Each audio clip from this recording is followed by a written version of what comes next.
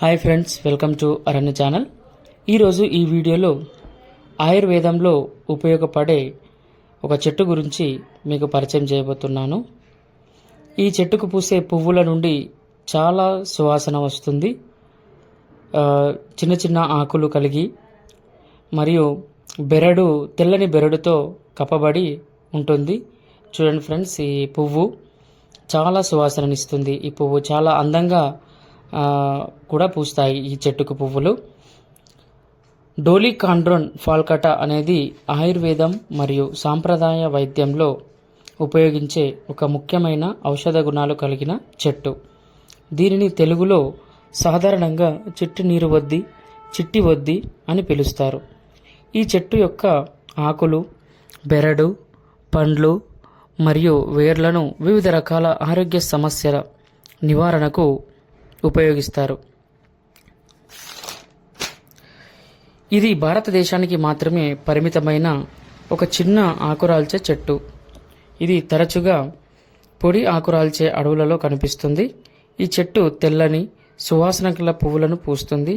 ఇవి సాధారణంగా సాయంత్రం పూట వికసించి చిమ్మటలు మరియు గబ్బిలాలు వంటి పరాగ సంపర్క కీటకాలను ఆకర్షిస్తాయి. సాంప్రదాయ పద్ధతులలో దీనిని గాయాలు మాన్పడానికి ఉపయోగిస్తారు. చిట్టి వద్ది వలన కలిగే ప్రయోజనాల గురించి తెలుసుకుందాం. యాంటీ ఇన్ఫ్లమేటరీ గుణాలు, వాపులు నొప్పుల నివారణలో ఇది చాలా బాగా పనిచేస్తుంది.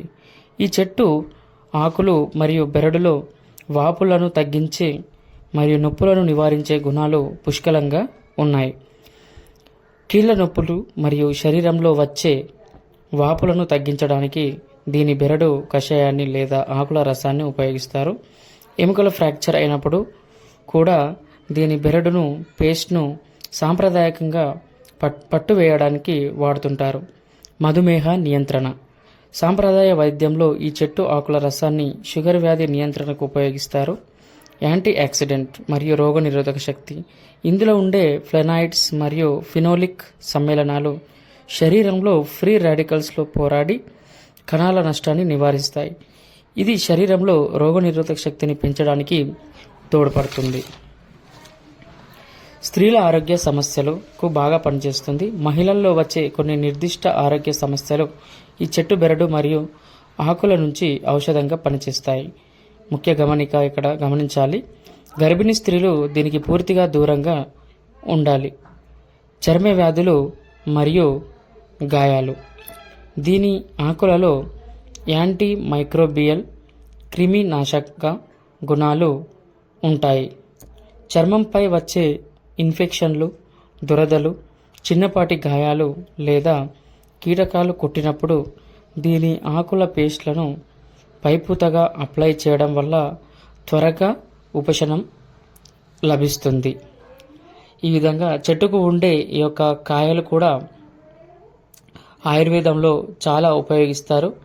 మనము బయట ఎక్కడన్నా రోడ్ల పక్కన చూసినట్లయితే ఆయుర్వేద మూలికలు అమ్మేవారి దగ్గర ఈ యొక్క ఇప్పుడు మీకు చూపించిన విధంగా ఆ విధంగా ఉంటాయి. రోడ్డు పక్కన వాళ్ళు అమ్ముతారు. దీని యొక్క పువ్వులు మాత్రం చాలా సువాసనను ఇస్తాయి.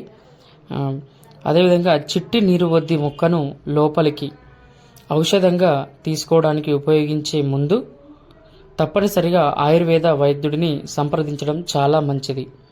మన చుట్టుపక్కల ఎన్నో ఆయుర్వేదంలో ఉపయోగపడే న్యాచురల్ రిసోర్సెస్ చాలా ఉన్నాయి ఫ్రెండ్స్. కానీ వాటిని మనకు సరైన పద్ధతి తెలియాలి. దాన్ని ఎలా వాడాలి, ఎవరు వాడాలి, ఎందుకు వాడాలి అనేది తెలిస్తే దీనివల్ల చాలా ఆరోగ్య ప్రయోజనాలు ఉన్నాయి.